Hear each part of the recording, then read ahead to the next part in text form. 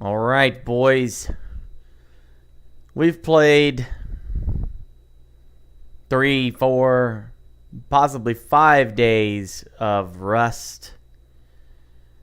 And I think I'm ready to give my opinion on the game.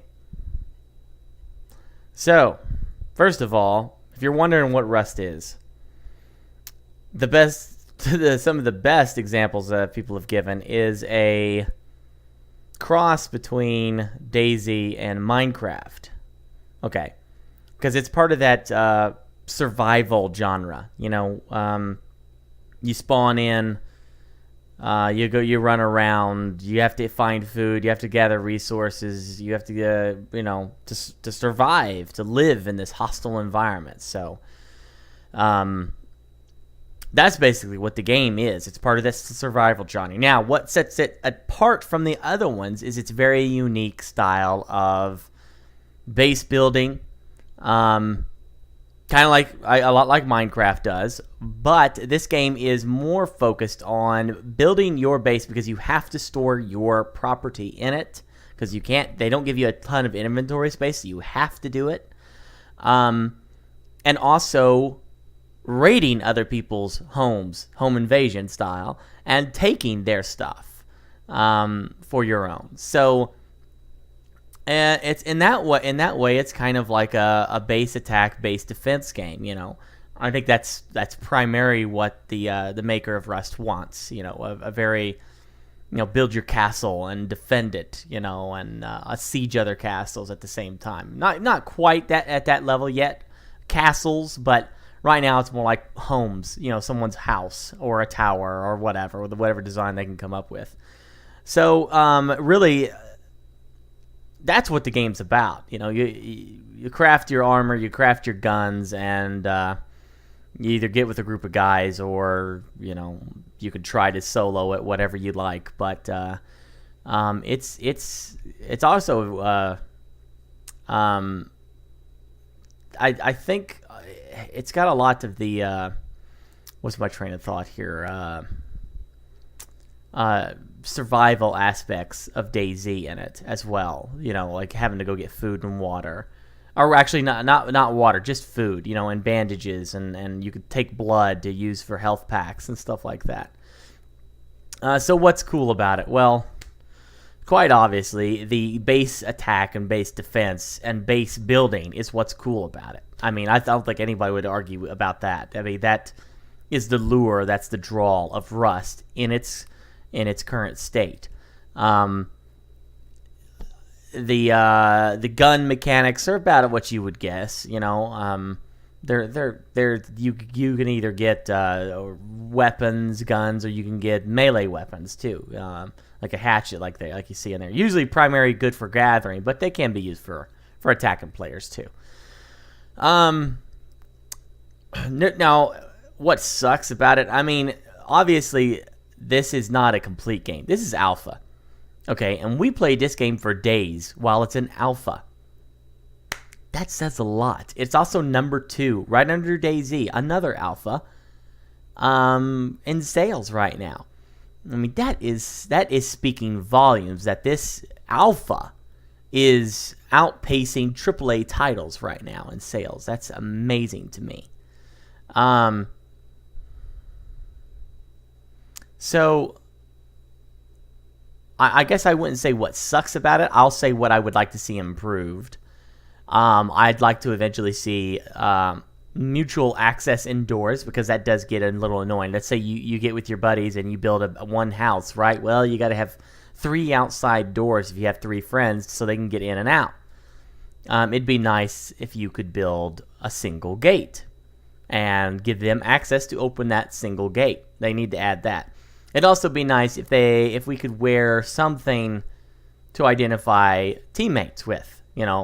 I realize that he may not want official groups like guilds or whatever in this game, but it'd be nice if we could craft something that would have our logo on it. Like if we'll put our own logo or something. I don't know. Obviously it's in alpha, so it needs a lot more stuff. I hear they're going to add vehicles to it. They're going to add a lot more weapons and a lot more melee stuff, and a lot more building options. So it's really hard to give like a what sucks about it, because as an alpha, it is all subject to change. Like, for instance, I heard recently that the zombies in the game are taking a hike, because I think the developer of the game doesn't feel that zombies fit the theme of the game, and he might have just put them in there for shits and giggles at the time. But this game is not DayZ, and it does not have that post-apocalyptic world to it. You're just in the world of Rust, okay? And there's animals in it, and you're just out doing your thing. And zombies don't really seem to have any place, though. It might be a post-apocalyptic world, actually, because you run into a lot of radiation spots. So it doesn't. It just feels like Rust is its own world. Like maybe there's radiation because of a nuclear fallout. Who knows? I don't know the real story of it quite yet. But zombies don't fit the theme. Like why would you become a zombie because of radiation? Well, maybe you become a mutant. Or the bandits would actually fit the theme better, but not zombies. Zombies just seem kind of out of place. So I think that I do believe he's taken those out.